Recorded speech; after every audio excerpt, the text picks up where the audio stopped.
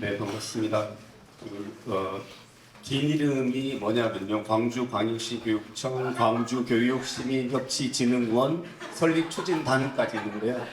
설립추진단은 이제 떼고 4월부터는 이제 광주교육시민협치진흥원이 됩니다. 거기에 과도 이름이 깁니다. 시민협치기후환경과장이거든요. 저희 과에는 시민협치팀, 기후환경팀, 대한교육팀 세 팀이 우리 과에 있고요. 협치진흥원에 세 과가 있는데 저희 과가 또 그 팀이 있고 옆에 과에 마을교육 공동체와 돌봄 방과후 사업을 하는 지역적 협력과가 있습니다. 그리고 세 번째 과가 이제 학부모 참여과가 있어서요. 학부모회 관련 사업을 하는 거. 이거는 복지 이쪽 좀 말고는 교육청이 하는 사업 중에 지역 사회와 연관된다고 하는 것들은 다 모여 있는 부서 혹은 조직이라고 보시면 됩니다. 그러니까 교육청이 무슨 연수원 이런 것처럼 교육청 직속 산하기구고요. 직원이 한 40명 좀 되는데 거의 대부분 공무원입니다. 이제 그 장사들이나 일반직 공무원에 저 같은 사람 몇 명 말고는 이제 다 공무원이고 말씀하신 돌봄 정책도 우리 협치진흥원의 지역교육 협력과가 돌봄 사업을 하기 때문에 돌봄센터, 지원센터도 우리 과에 있고요. 교육부 사업도 우리 과에서 진행을 합니다. 그래서 뭐 이렇게 멋있게 왔냐 하는데 뭐 아침에 저 시의회에서 올해 주요 업무 보고를 하고 뭐 그런 질의도 받고요. 돌봄센터 어떻게 진행하냐 뭐 이런 이제 질의도 받고 온 길입니다. 그래서 이후에 이제 이승훈 센터장님하고 이순자 센터장님은 구체적 사례 말씀해 주신다고 알고 있고요. 저는 돌봄의 가치 말씀하신 그 얘기 좀 말씀드리려고 합니다. 그러니까 방금 말씀드린 저희 이 광주교육시민협치진흥원도 궁금하시긴 하시겠지만 그러면 이제 저녁 때 하는 걸로 하고요. 아까 이제 제이디 선생님이 많은 말씀해 주셨잖아요. 거기 말씀과도 많이 좀 연관될 것 같고요. 저도 말이 긴 사람이 참 짧게 하고 다른 것들은 이제 내용 보시면 좋겠습니다. 사진은 제가 한 2010년쯤 여러분들 이렇게 고사냥 만들 때쯤이겠네요. 그때 광주에 있는 학교 밖 청소년들 이제 도시명 대안학교 만들어서 교육공간 노름이라고 처음 만들어서 할 때 학생 모집하려고 그 전에 있던 학생들 사진 찍은 거거든요. 우리 학교 와주세요 이렇게 할 때. 근데 그때 경험했던 이제 학생 한 명이 어떤 친구였냐면은 다 이제 학교 그만둔 사람들은 다 다양하니까요. 아내가 아토피가 되게 심했어요. 그래서 학교에서 애들한테 따돌리도 당하고 중학생 일대 학교 그만뒀는데 고등학교 과정으로 했었고요. 그래서 애가 와서 이렇게 하다 보면 마음대로 못하는 것들이 있잖아요.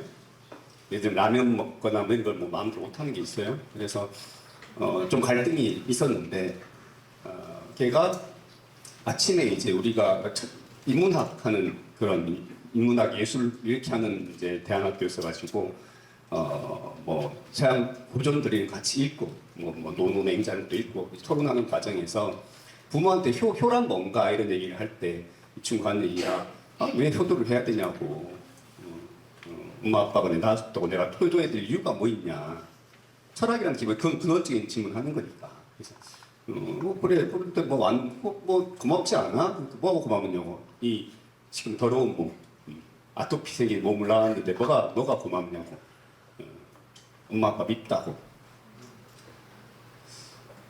그리고 이제 집에서 갈등을 하겠죠 그렇게 그래서 걔가 하는 말이 내가 엄마 아빠한테 나 낳아달라 그랬냐고 괜히 나 낳아가지고 나 힘들게 하냐고 그런 얘기를 이제 이렇게 뭐 철학 공부하면서 이렇게 저런 얘기를 했던 거예요. 걔는 이제 결국은 이제 다시 고등학교 돌아갔는데 설득할 방법이 좀 없었어요. 좀 당황스럽고. 근데 우리가 마을교육 공동체 하시는 분들이고 교육뿐만 아니라 돌봄 영역까지 같이 얘기하는 자리라 흔히 우리가 이제 한 아이를 키우려면 원마을이 필요하다고 하는데 그런 질문을 드리고 싶어요. 그 아이들이 여러분들한테 뭐 돌봐달라 했냐고. 난 자유롭게 놀고 싶은데 학교 끝나면 집에 가서 그냥 게임하고 놀고 싶은데 언제 내가 돌봐달라 그랬냐고. 여러분들은 왜 돌보려고 애를 쓰냐고. 그러니까는 어, 그 거기에 대한 답이 필요해서 지금 제가 좀 말씀을 드리려는 거고요. 실은 이제 그런 거죠. 더 제가 드리고 싶은 말씀은 우리 애도 지금 올해 고3이고 이제 대학 가거든요. 잘 키웠어요. 농촌에서 조그만 학교 보내다가 중학교 갔고 고등학교는 좀 빡센데 갔는데 잘 크다가 작년 이제 수능 모의고사 볼 때 갑자기 수능을 바꿔버려가지고 뭐 다른 사정도 있었어요. 근데 얘가 마음이 병이 걸려버렸어요. 9월 모의 수능 이거 볼 때. 순식간이더라고요. 얘들이 이렇게 힘들어지는 거는. 그러면은 저도 그러고 여러분들도 그러고 마을에서 한 아이를 돌보기 위해서 힘들어 이렇게 하고 있는데 우리는 이렇게 했을 때 정말로 이제 저 선수학습하고 뭐 좋은 흔히 말하는 좋은 학교 외국 등록금 보내가지고 좋은 대학 가고 한 애들 따로 있잖아요. 그러면 다른 집 애들은 내가 생고생할 때 더 쉽게 말하면 더 좋은 학교 가서 더 잘난 애들 될 텐데 우리는 이렇게 이런 짓 왜 하고 있지? 한 아이를 돌보기 위해서 이렇게 힘모아서 가르치면 그 혜택을 누가 봐요? 그래 너희들은 그렇게 살아라. 나는 사교육해서 우리 애들 더 잘난 애들 만들 테니까 너희들 그렇게 살아. 말교육 공투 열심히 해. 좋은 일 해. 너희들은 착한 애들이니까. 근데 난 그러고 싶지 않아. 나는 사람들을 어떻게 설득할 수 있을까요? 그 사람 나쁜 사람들인가요? 그 사람들 자기 자식 사랑하잖아요. 자기 자식 사랑해가지고 선수학습 시키고 이것저것 다 하고 결국 그 애들도 엄마 아빠 나 어릴 때 몰랐는데 아빠 때문에 내가 의사도 되고 그랬던 것 같아 라고 나도 진짜 받을 수도 있고 물론 욕먹을 수도 있지만 이들 때문에 내가 고생했다고 엄마 아빠 때문에 그렇다고 고생할 수 있지만 그건 누가 알아요? 결국 어떻게 될지 그런 고민이 생겼어요. 그래서 그거에 대해서 한번 같이 고민해 보자고 드리는 말씀이고요. 우리가 특히나 윤석열 정부 들어서는 이제 자유시장 경제 얘기를 많이 하고 하니까요. 아담 스미스가 했던 이 식탁을 풍요롭게 하는 것은 부족한 주인이나 빵 굽는 이가 자비롭기 때문이 아니라 모두가 자신의 이익을 따라 행동했기 때문이다. 이 말 잘 알잖아요. 그래서 각자가 자기 이익을 위해서 노력하면 경제도 좋아지고 좋은 세상 된다고 하는데 과연 그런가? 우리는 그렇게 해서 경쟁에서 자란 아이들이 우리의 삶을 힘들게 한다고 생각하고 있는데 그것에 맞서서 우리가 그렇지 않아 라고 말할 수 있는 뭐 근거는 있나? 하는 이제 의문이 들고요. 그와 관련해서 돌봄의 가치를 강조하는 분들 중에 보이지 않는 가슴이라고 책을 쓴 여성학자 낸시 폴버레가 이런 말합니다. 그 식탁을 차린 것, 식탁을 풍요롭게 하는 것. 우리 집 식탁에 고기도 나오고 뭣도 나오고 값싼 빵도 올라오는 거는 각자가 시장에서 자기 이익을 위해 노력했기 때문인데 그럼 그렇게 시장에서 뭐 사오려고 할 때 그럴 때 그 사다 주면 집에서 식탁을 차리는 건 누구냐? 그 여성 아니냐? 전통적으로 아내, 여성이 일 아니냐?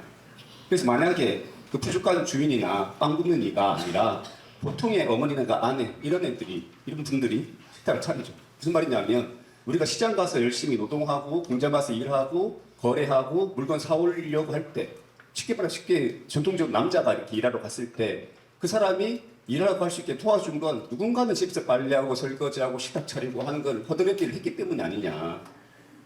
네. 그 시장의 자유로운 시장을 가능하게 해준 그 근거는 뭐냐? 그 보이지 않는 사람들의 가슴앓이가 있기 때문 아니냐. 있는 거죠. 다르게 생각하면 어찌 보면 우리는 그럴 수도 있는 겁니다. 잘난 사람들이 자기 자식 좋은 학교 보낼 때 그 치열한 경쟁을 조금 둔화시키고 완화시키고 그래도 살만한 세상 만들어주는 어떤 허드렛일 하는 사람들 마을에서 인정받지 못한다 하더라도 거꾸로 말하면 그렇게 마을교육 공동체에서 그나마 경쟁하지 않는 삶의 가치를 누군가 하고 있지 않으면 얼마나 힘들겠어요.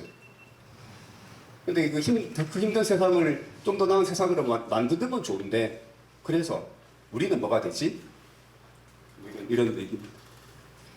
그래서 누군가는 다른 애들 돌보고 있을 때 우리 애들만이 아니라 마을의 누군가를 돌보고 있을 때 내 애도 돌보지 못하고 내 애도 뭐 하는지 모르는 상태에서 마을을 돌보고 있을 때 누군가는 불이익을 받을 거란 말이죠. 돌보는 것 때문에 받는 불이익. 전통적으로는 여성들이 받아왔던 불이익이죠. 남편은 나가서 일하고 일한 만큼 능력을 쌓고 그러면 임금도 오르고 호봉도 오르고 하는데 애 키운다고 집에서 허드렛 하다 보면 경력도 안 쌓이고 실력도 떨어지고 머리도 둔해지고 나중에 사회 나가면 인정 못 받고 그럼 돌봄의 불이익은 누군가 감당해 왔는데 그 문제 어떡하지? 그래서 네시폴 꾸레이가 그 책에서 이제 한 가지 우화를 얘기해요. 그러니까 어떤 신이 여러 나라들한테 시험을 내는 겁니다. 그러니까 정해진 시간에 제일 멀리 가는 나라에는 풍요를 선물로 주겠다. 근데 조건은 모든 국민이 함께 가야 된다는 거예요. 그래서 세 나라가 이제 경쟁을 했는데 첫 번째 나라는 정해진 시간 동안 최대한 멀리 가야 되는데 그 정해진 시간이 언제인지는 얘기 안 했으니까 그 기간이 짧을 거라 생각해서 국민들 모두한테 열심히 달리라 그런 거예요. 다 열심히 뛰어! 열심히 뛰었어요, 다. 모든 국민이 다. 이렇게 뛴 나라가 있고, 두 번째 나라는 이게 언제 끝날지 모르는 경주니까 젊은 사람들, 열심히 빨리 달리는 사람들 먼저 뛰어가게 하고, 여자들은 뒤에 처지는 노인이나 어린이나 이런 애들 돌보면서 뒤따라가게 했어요. 이해되죠? 네. 세 번째 나라는 전부 다가 함께 달리긴 달리는데 나 혼자만 뛰어가지 않고 누가 쓰러져 있으면 데리고 가고 짐이 있으면 넣고 가고 짊어지고 가고 그래서 가게 했어요. 어쨌든 같이 가게 했어요. 한 나라는 각자 열심히 뛰어 그랬고 두 번째 나라는 젊은 애들은 잘 뛰니까 빨리 뛰고 여자들은 좀 애들 노약자 챙기면서 따라오고 그렇게 했고 세 번째 나라는 각자 뛰긴 뛰는데 옆에 사람 챙기면서 뛰어라 이렇게 했단 말이죠. 경주에서 누가 이겼을까요? 첫 번째 나라? 첫 번째 나라는 열심히 뛰어갔는데 당연히 다 열심히 잘 뛰는 건 아니니까 누가 뒤쳐졌을 거 아니에요. 그 뒤친 사람들이 자꾸 늘어나니까 졌어요. 두 번째 나라는 앞서서 젊은들이 열심히 뛰어갈 때 여자들은 뒤쳐서서 이렇게 노인이나 어린이들 돌보면서 갔는데 그렇지만 때가 되니까 여자들도 기분 나쁘잖아요. 나는 왜 맨날 이거 해야 되냐고 여자들이 파업해서 안 됐대요. 세 번째 나라가 결국은 이제 경주에 승리했다는 건데요. 각자가 뛰어가지만 다른 사람들 돌보려면서 같이 가다 보니 나만 하는 게 아니고 내가 하고 싶지 않은 것도 해야 될 때가 있는 거죠. 뭐 무거운 짐도 들어야 되고 뭐짐 들고 가다 보면 좀 근력도 생기는 거고 애들도 돌보다 보니까 마음도 쓰는 게 달라지는 거고 서로 협동하는 마음이 생겨서 잘 갔더라 국민 전체가. 우리가 세 번째 나라 같은데 되면 좋겠는데요. 아마 지금은 두 번째 나라에서 첫 번째 나라로 갈까 세 번째 나라로 갈까 이러고 있는 상황이지 않을까 싶습니다. 이것도 아까 이제 최재 선생님 말씀하신 루소 책에 나온 한 우화거든요. 이게 게임 이론 경제에서 할 때 잘 나오는 얘기인데요. 하나는 협동하는 거고 하나는 경쟁하는 건데 그 사슴 사냥을 가는 이제 예를 듭니다. 루소가. 그러니까는 마을 주민들이 있어요. 마을 주민들이 있는데 야 우리 내일 아침에 모여서 사슴 사냥 가자. 사슴을 사냥하려면 이게 주민들이 많이 모여서 힘을 모아야 돼요. 사슴이 이렇게 노동하니까. 좋다. 내일 우리 사슴 사냥 가자. 이렇게 했어요. 그리고 각자 집에 들어가서 잠을 자고 아침이 됐는데 어떤 사람은 우리 마을에서 회의하고 결정했으니까 사슴 사냥 가야지 이런 사람이 있을 거고 어떤 사람은 나 하나 빠진다고 뭐 사슴 뭐든 되겠어. 나 혼자 가서 토끼라도 잡고 와야지. 는 사람이 있을 거란 말이죠. 이것도 이해되죠? 네. 그럴 때 만약에 이 마을 주민이 전부 다 사슴 사냥 가지고 다 나와서 사슴을 잡으면 큰 고기를 같이 나눠 먹겠죠. 이기들이 더 커요. 그런데 어떤 애들은 사슴 사냥 어떤 애들은 사슴 사냥 간다고 왔는데 다른 애 이 사람은 토끼 잡으러 가버렸어요. 이 사람은 결국은 힘을 모아야 사슴을 잡는데 사슴 못 잡고 얘만 좋게 된 거죠. 얘 혼자 토끼 잡으러 갔으니까. 이것도 마찬가지로 지 혼자 토끼 잡으러 갔는데 얘는 사슴 사냥 왔다가 아무것도 못 잡은 거예요. 만약에 각자가 그래 약속함 어기고 각자가 토끼 잡으러 갔으면 잡은 만큼 이득을 받겠죠. 네. 그래서 요는 약속한 게 있으면 함께 하자고 한 게 있으면 다 같이 함께 할 때는 같이 이득을 누리는데 누군가가 너 고생해라 하고 나만 이익 보겠다 하면 누구는 이익 보고 누구는 손해 보는 사회가 되죠. 처음 제가 말씀드린 나는 고생하는데 이득 보는 따로 있다는 문제예요. 네, 오셨으니까 잠깐 인사드리고. 네, 사슴사냥을 어떻게 할 것인가 이렇게 얘기하던 중이었는데 하세요. 네. 그걸 봐야지. 얼마나 걸려요? 아, 네, 깁니다. 네, 그래서 지금 그 연초 방문 때문에 사실 일정이 계속 안 되시는데 불어 이렇게 시간을 내서 와주셨어요. 그래서 저희가 인사를 꼭 듣고 네, 격려와 네, 이런 걸 듣고 네, 그리 알아야 네 이어서 하도록 하겠습니다. 네, 네. 그러면 얼마 있어야 강하게. 네, 이게 좀 길어요. 네. 네. 그래서 부득이 좀 양해 좀 부탁드리고, 네, 교수님, 유희태 교수님 오셔서 잠깐 격려의 말씀 듣고 시작하도록 하겠습니다. 네. 네. 중간에 오면 아유, 네, 괜찮습니다. 잘못 왔네요. 아유, 아닙니다. 아, 와주셔서 감사합니다. 큰 박수 다시 한번 부탁드립니다.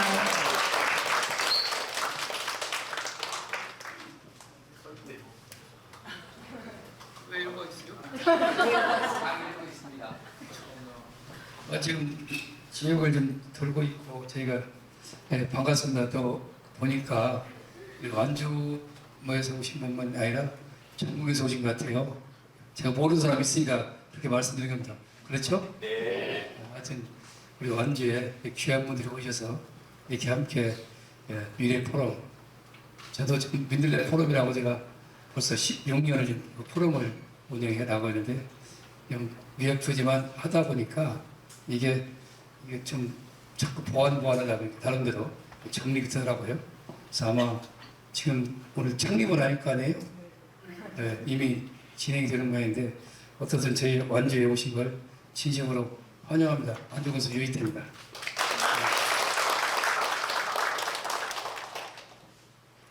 요즘에 지역이 화재가 좀 지방 소멸 때문에 많이 지금 여러 가지 걱정을 많이 하셨는데 저희 완주에 대해서는 어느 정도 아시겠지만 저희가 지금 머리 아픈 게 이 인구가 계속 느는 것이 준비가 안 된 상태에서 늘어나기 때문에 또 그것도 나름대로 어려움이 있어요.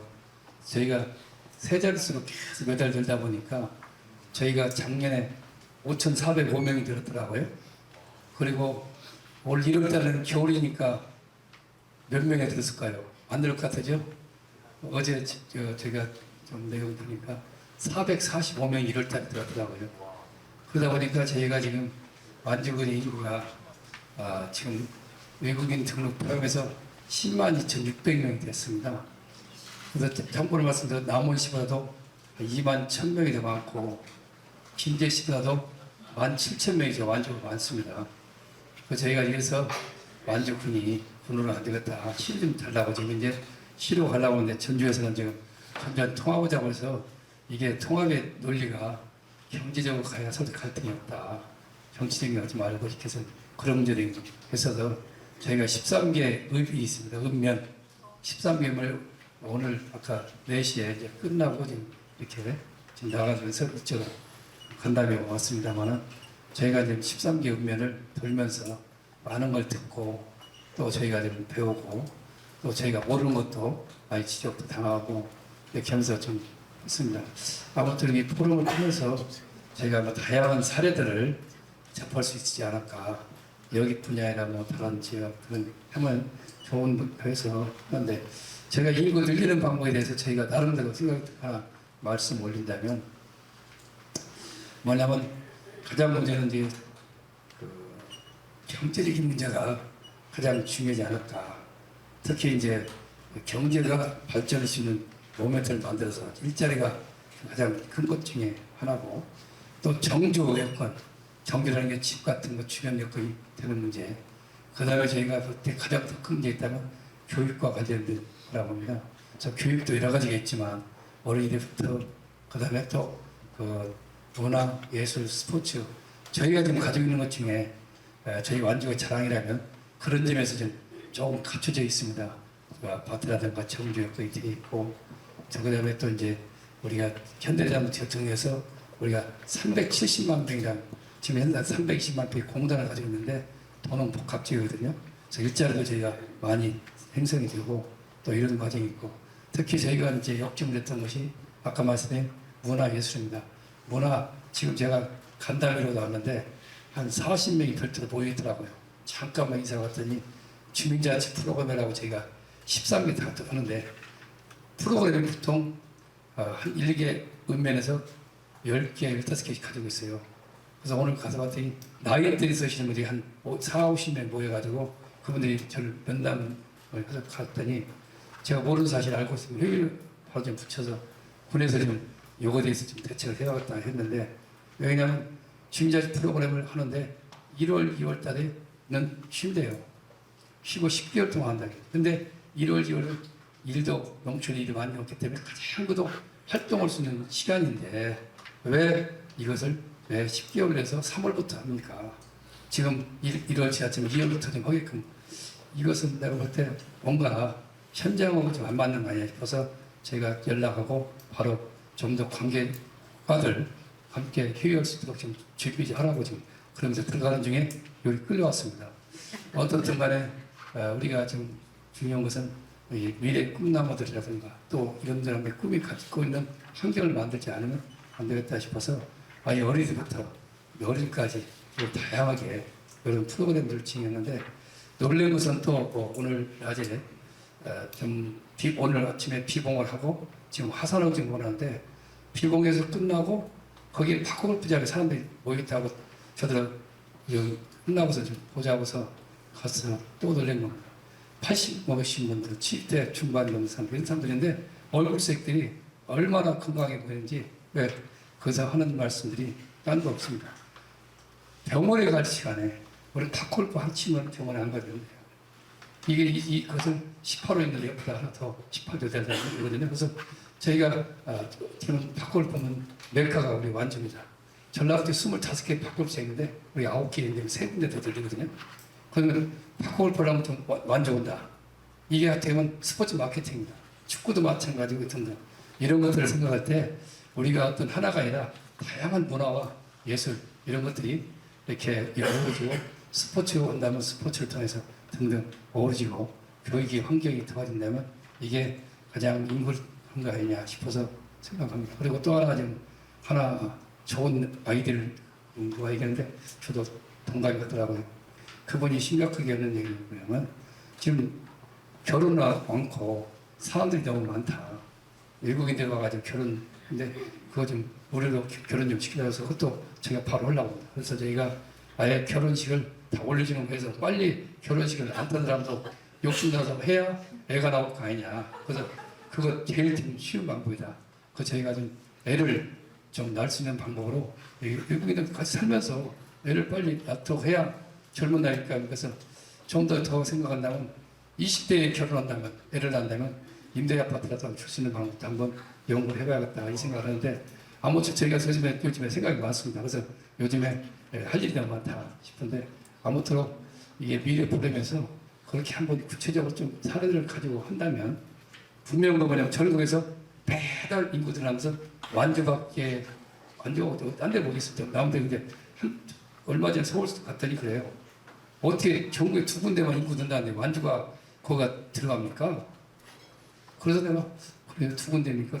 2군데인데 그거는 우리 완주만 매일 올라가고 완주가 제일 같은데 그런 게 남은 것을 볼 시간이 없으니까. 그래서 저는 저희 완주가 인구는 계속 들어가는 건 틀림없다.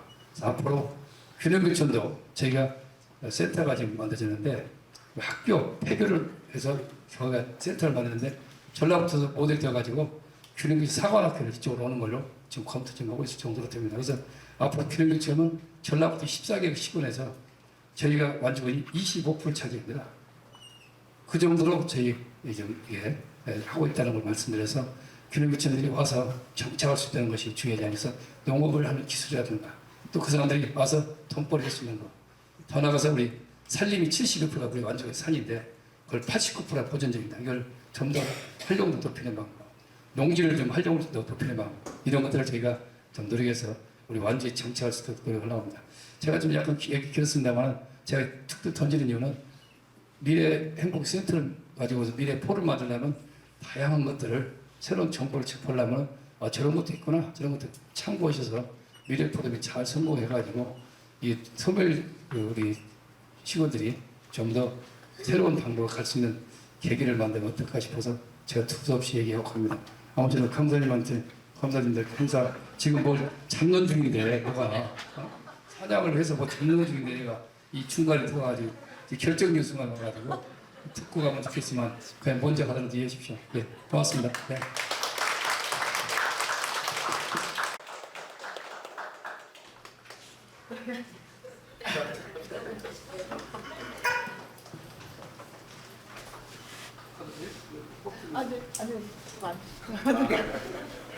네, 그럼 그 잠깐 광고 인사말 듣고 바로 그냥 이어서 하도록 네. 우리 나가라고?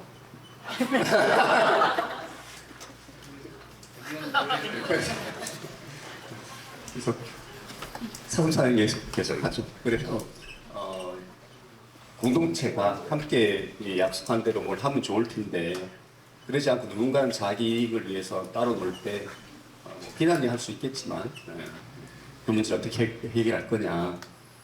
이 문제 해결을 위해서 공유 지식이라는 것을 강조하는 게 있어요. 공유 지식이란 뭐냐 하면 내가 알고 있다는 것을 상대가 알고 상대가 알고 있다는 걸 나도 알고 내가 알고 상대가 알고 있다는 것을 서로가 아는 상태.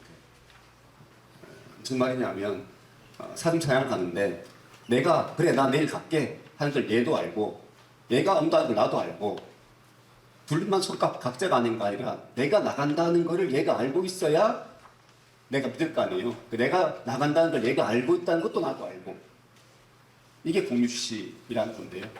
뭐 아주 어떻게 그게 가능해? 안 된다며 약속 깨고 안 된다며 그게 가능했던 거는 옛날 사람들은 가능했을 수 있죠. 그게 이제 좀 전에 제이트에스의 말한 공동체의 삶. 우리가 옛날에 농사 지을 때 같이 일하기로 했는데 어느 날 누군가 술 먹고 안 나와가지고 같이 일 안 하면 동네에서 따당할 거 아니에요.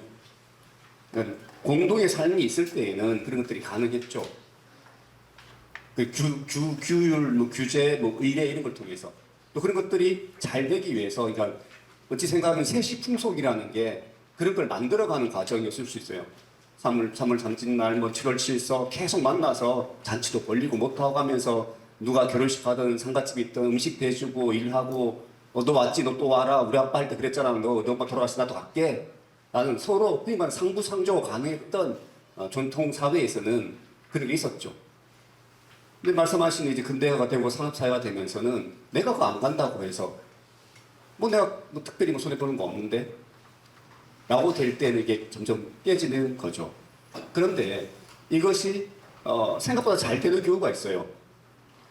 어떤 경우냐 하면 여러분 TV 보잖아요. 광고인데 광고. 내가 옷 입고 왔는데 이게 나이키예요. 그러면 나이키가 좋다는 거 다 나도 알고 너도 알고 내가 나이키 좋다는 거 아는 거 너도 알고 우리 다 알지? 이거 나이키야. 그러니까는 자본주의 사회에서 공유식을 제일 쉽게 만드는 건 광고예요. 드라마도 그러죠. 드라마 봤어? 봤어. 그래 누구 그렇다며? 그렇대. 끝나잖아요. 길게 얘기 안 해도. 그러니까 광고에 나오는 사람들이 돈을 엄청 가져가는 거죠. 서로 알고 있기 때문에 잘 팔리는 거니까 시장에서. 그 사람들이 10억 줘도 아깝지 않죠. 그보다 더 많은 지식을 만들어냈으니까. 알면 만들어냈으니까. 우리가 이제 시장에서 광고하듯이 마을교육 공동체의 가치를 전달할 수 있으면 쉽게 해결되겠죠. 마을교육 공동체 좋은 거야. 돌봄 좋은 거야. 해야지. 인정해주고, 인정받고. 좋죠. 그게 잘 안 되잖아요. 우리가 그렇게 광고할 돈이 없으니까. 그래서, 흔히 이제 공모사 같은 걸 하다 보면 불려다닐 때가 많잖아요. 뭐 발표해라, 뭐 해라, 뭐 우리 가을에 뭐 하는데 좀 나와서 뭐 해라. 하는 거가 때로는 귀찮아 보여도 저는 이 말 들으니까는 그래 그 필요하겠다는 생각이 들더라고요. 한 학기에 몇 번 하든 1년에 몇 번 하든 마을교육 공동체 활동가들이 모여가지고 한두 번이라도 얼굴 보고 각자 고생하고 있는 거 인정해주고 그리고 우리가 고생했다는 거를 지역사회나 학교도 인정해주고 하는 잔치를 되도록 자주 벌려야 된다. 그렇게 안 하면 우리끼리라도 해야 된다. 그런 생각이 들어요. 그런 것들이 귀찮은 일이 아니라 아주 소중한 일일 수도 있고 그거 하는 게 오히려 중간 지원 조직들의 역할일 수도 있다는 생각이 들고요. 제가 모든 걸 PPT로 만들어 온 게 아니라 그걸 잘하는 조직이 저는 여전히 이 순천이라고 봅니다. 순천에 불뿌리 교육자치센터에서 하는 정당회를 작년에도 갔고 우리 협치진흥원 직원들 데리고 지난달에도 갔었거든요. 한번 보고 배워오자고.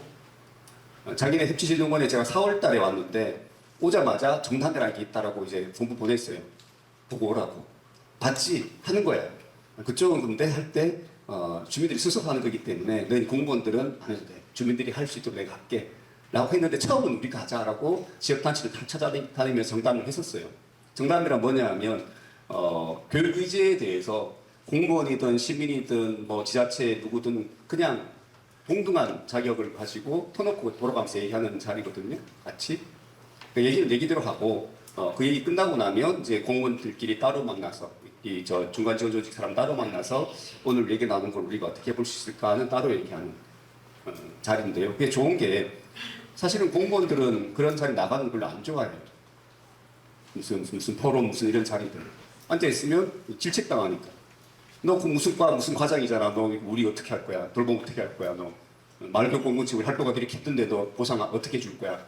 라고 얘기하는 걸 답을 해야 되고 답한다 해서 뭐 돌아가서 좋은 얘기 되는 것도 아니고 네가 뭔데 그렇게 답하고 왔냐라고 얘기하기 십상이고 그러니까 그런 조건이 아니라 그런 자리가 아니라 공무원들도 그 자리에 하나의 시민으로 대우받고 나도 열심히 공무원이지만 열심히 하는 사람이고 당신도 마을에서 하는 사람인데 각자 갖고 있는 고민에 대한 터놓고 하는 거고 그 자리에서 나왔던 거에서 특별히 뭐 책임 묻지도 않고 다만 뒤에서 공무원끼리 더 얘기해서 문제를 해결할 방법을 따로 찾는 자리라서 저는 좋아 보였고 그래서 정담회가 매달 하는 것이 안 쉬고 했을 수 있다고 생각해요. 그 자리는 부담이 없을 수도 있지만 그 내용들을 어쨌든 누군가는 부담을 가지고 또 해내는 거고 그 자리에서만 얘기되는 게 아니고 톡방에 올려가지고 누가 좀 아프다는데 어떻게 해줄까? 라고 하면 또 이런저런 봉사도 자연스럽게 일어나는 그런 조직이라 그래서 60번 한 정담회 자리가 있어서 우리 직원들 보냈고 저도 같이 가서 좀 얘기도 하고 왔었거든요. 60번 했다는 얘기는 1년 12달이니까는 5년을 매일 하겠다는 얘기잖아요. 쉽지 않은 일이었고 그게 하나의 의례지만 지금 말씀드린 의례지만 그 과정을 통해서는 지금 말씀드린 공유 지식이라는 게 만들어진다고 보는 거예요. 우리 마을이 뭘 하고 있는지를 공무원들도 알고 마을 주민들도 알고 주민자치회도 알고 내가 이렇게 알고 있다는 것도 그 사람들도 알고 그것이 60번 됐으니까 얼마나 서로 를 알아갈 수 있겠어요. 물론 그리고 이제 단체장이 바뀌어가지고 힘들다고 하는데 그래도 그 힘으로 저는 견뎌낼 거다. 순천은 그런 생각이 합니다. 그래서 말씀드리려는 내용 중에 하나는 이제 돌봄 민주주의에 대한 건데요. 우리가 자유민주주의, 사회민주주의 이런 건 알지 않습니까? 근데 돌봄 민주주의는 돌봄 민주주의를 주장하는 사람들 입장에서는 자유민주주의나 사회민주주의보다 더 나은 민주주의, 정말로 제대로 된 민주주의 이렇게 얘기를 하거든요. 그러니까 저 윤석열이 좋아하고 우리도 좋아하는 자유민주주의는 시장의 질서의 자유가 기본이죠. 각자 자기 능력금 뭐 사고 팔고 하는 거 그때에는 합리적인 인간, 경제적 사고를 하는 인간, 뭐가 이익이 되고 뭐가 손해가 되는지 잘 알아가지고 손해보지 않는 인간을 전제로 하는 거죠. 그 자유시장에서는 손해보지 않고 사는 게 합리적인 삶인데 그런 삶이 좋은 삶일까? 아니지 않아?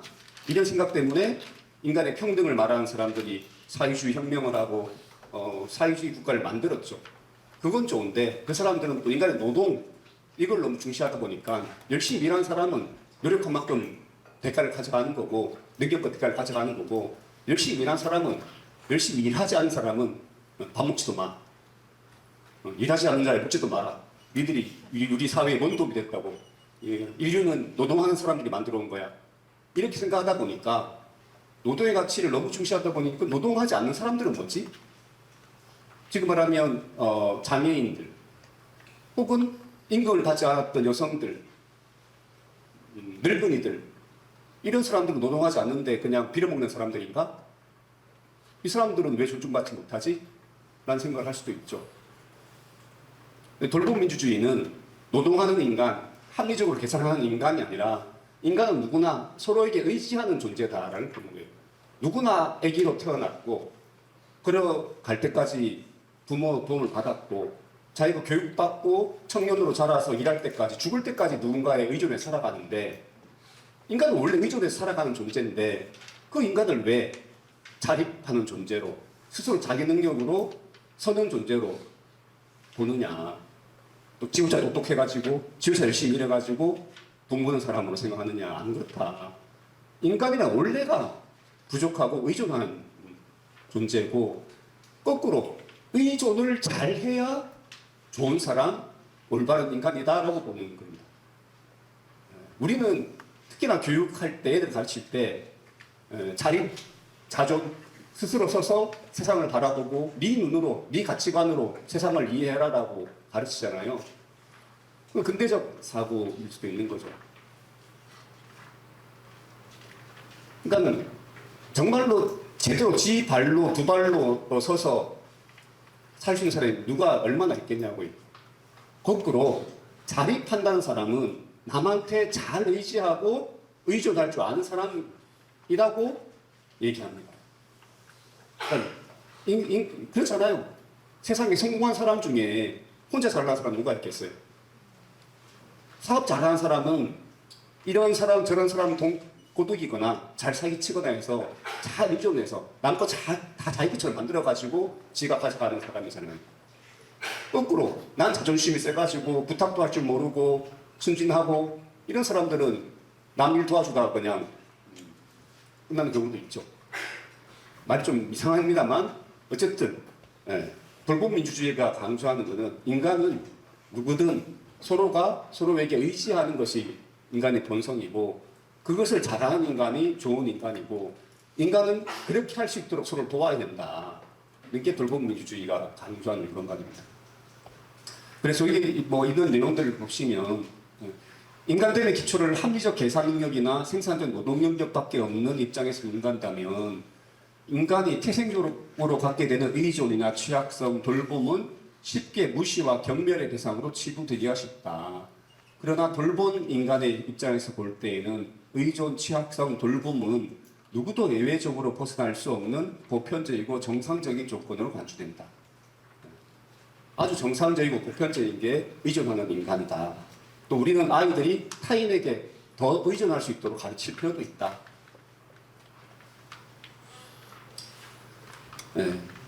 그러니까는 드리고 싶은 말씀은 우리가 지금 말교 공동체에서 이 돌봄을 얘기하거나 학교에서 학교 현장에서 돌봄을 얘기할 때 돌봄은 교육이 아니야. 왜 돌보는 걸 교사한테 하라고 그래? 그럼 지자체가 하거나 돌봄 종사자들이 하는 거지. 라는 그 생각은 물론 이제 입장에 따라 다를 수도 있겠지만 저는 그건 아니라고 봐요. 돌봄 없이는 교육이 없다고 생각하고 교육보다 더 큰 가치가 돌봄이라고 생각하거든요. 자기를 돌보고 이웃을 돌보고 아버지를 돌보고 가난한 사람을 돌보지 못하는 사람이 배워서 뭐 하겠어요? 그 사람이 배우면 어디에 쓰일까요? 자기 자신도 돌볼 줄 모르고 엄마 아빠도 돌볼 줄 모르고 우리 마을에 힘든 사람도 돌볼 줄 모르는 사람이 열심히 배워가지고 좋은 대학 가면 그 사람은 어디에서 먹겠어요?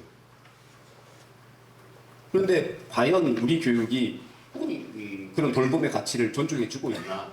여전히 돌보는 것은 능력이 부족해서 허드렛일 하는 사람들이니까 임금은 보통 사람보다 적게 받는 게 당연하고 능력 있는 사람은 그런 거 안 해. 라고 하고 있지 않나 하는 거죠. 그러니까 이거는 경제적으로 그 돌봄 종사자들이 누리는 권리나 지위, 경제적 혜택 이런 것까지 다 우리가 일거에 바꿔내기 힘들겠지만 그래도 언젠가는 그 방향으로 가야 아이들에게 올바른 가치, 올바른 교육이 가능하다. 전제에서 돌봄을 바라봐야 된다는 거고요. 제 책에 우리 필터문의 17, 18쪽에 그런 얘기를 했는데요. 우리 사회에서 돌봄이라는 게 확장됐던 때가 90년대 후반쯤 갈 때거든요. 그러니까 우리가 응답하라 1994, 1998 나올 때 그때가 그러니까 우리가 이제 흔히 말하는 골목 돌봄이 있던 때에서 바뀔 때잖아요.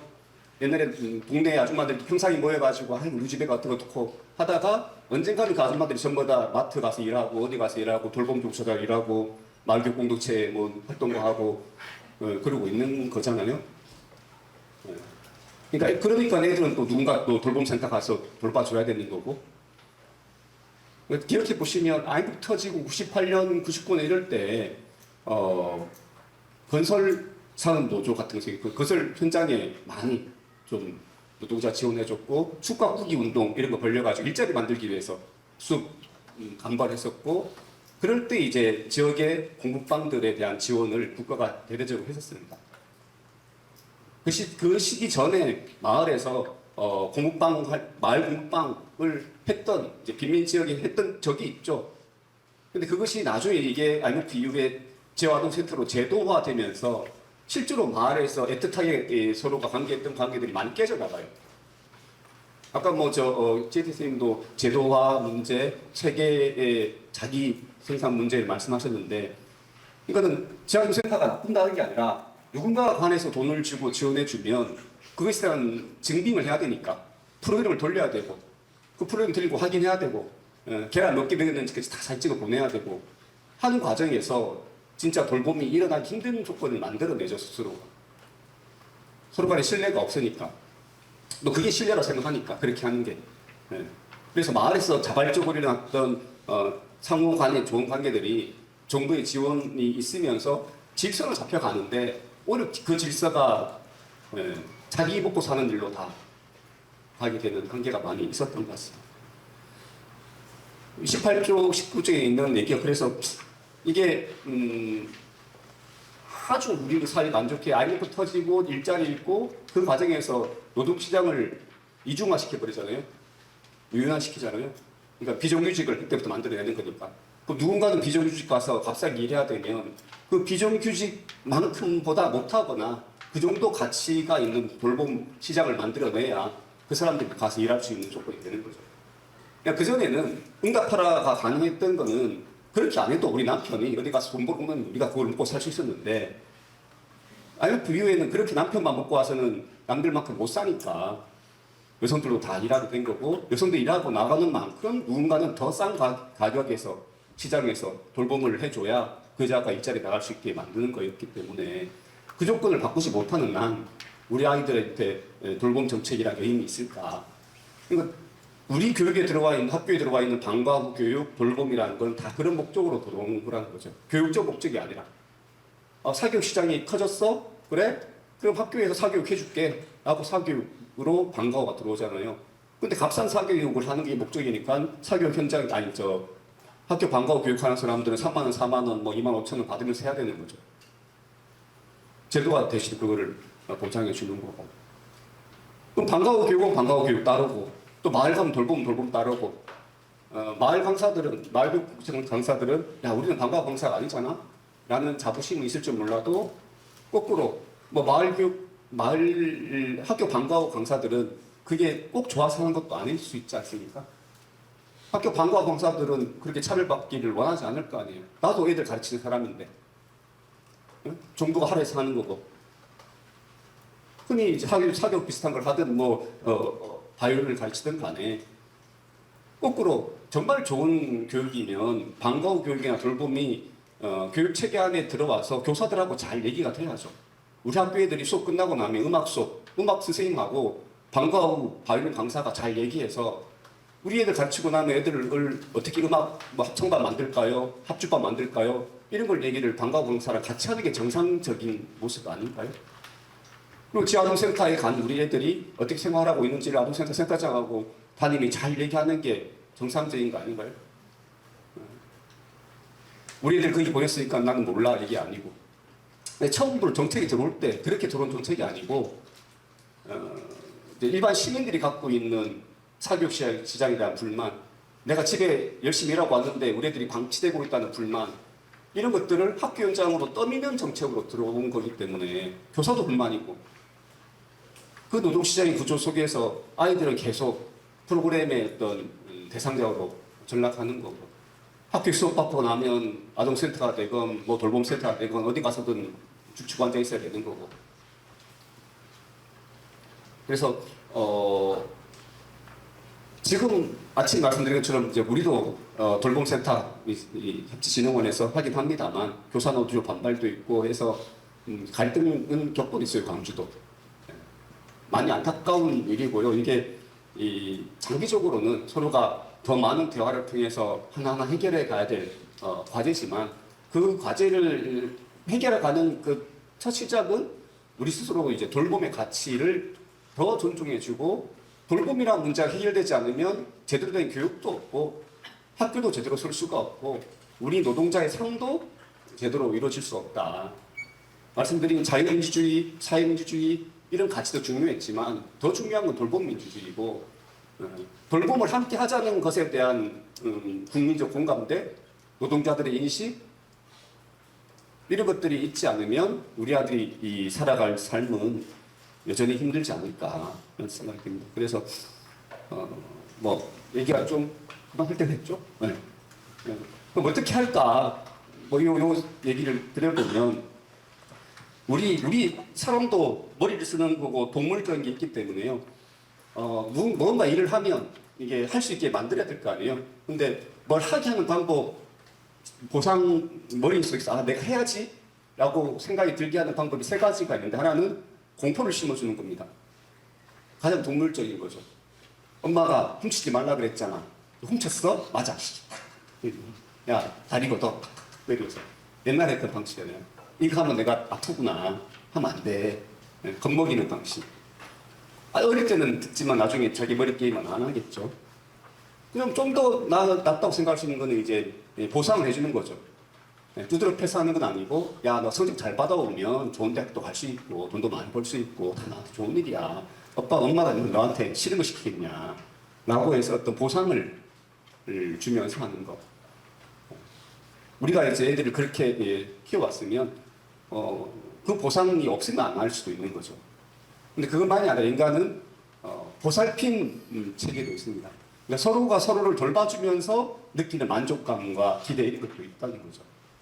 그 만족감과 기대가 크기 때문에 마을교육 공동체 활동가들은 그 일을 하시는 것 같아요. 설령 누가 나한테 보상을 많이 안 해주더라도, 물론 나 때리는 사람은 없겠지만 그걸 안 한다고. 그래서 서로가 서로를 보살피고, 인간은 그런 관계를 통해서 자기의 자존감을 찾아가는 사람들이기 때문에 이런 보상, 보살핌, 그런 관계, 이런 걸 맺어가는 게 중요할 것 같고요.